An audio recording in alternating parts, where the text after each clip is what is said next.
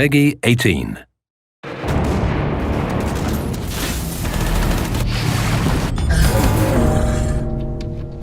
What really puts Machine Guns on the map is that whilst we're making really strong narrative games, we give enough room to have the proper gameplay experience. So if you look at it from a scientific point of view, it's a fantasy, it's not real life. But from an emotional point of view, we want it to feel real. We want you to feel like you're there.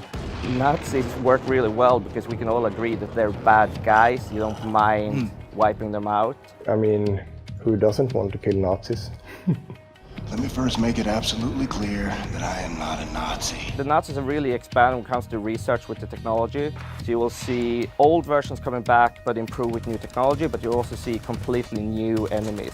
We have bumped them up a bit. They are a little bit bigger, more intimidating, more fun to kill, I hope. If you're up for the challenge, you can definitely bring up your biggest guns and try and take them head on. If you're good, it might work. On the other hand, if you want to be more clever, maybe you want to find a vantage point, bring up a weapon that you attach a scope on and maybe even a silencer and start taking them out from afar.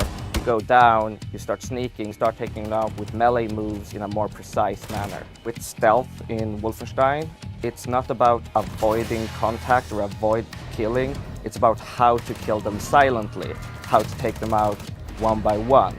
If it goes wrong, you can still just bring up 2 weapons and clear the room.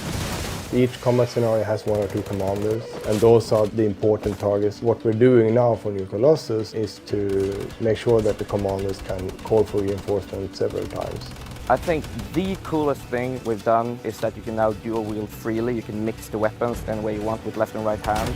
I enjoy having like a precise silent weapon in one hand and then like my backup if shit breaks loose.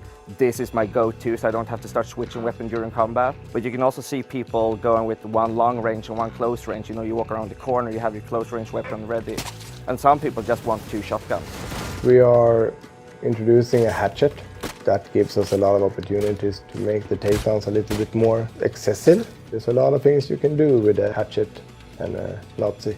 No matter how crazy things get, you are always emotionally invested in what you're doing. We don't want the player to just play BJ Blazkowicz. We want the player to feel like they actually are BJ Blazkowicz. For this game, our theme was catharsis. So at the end of it, I think you will be ready to go out on the streets and start a revolution. No!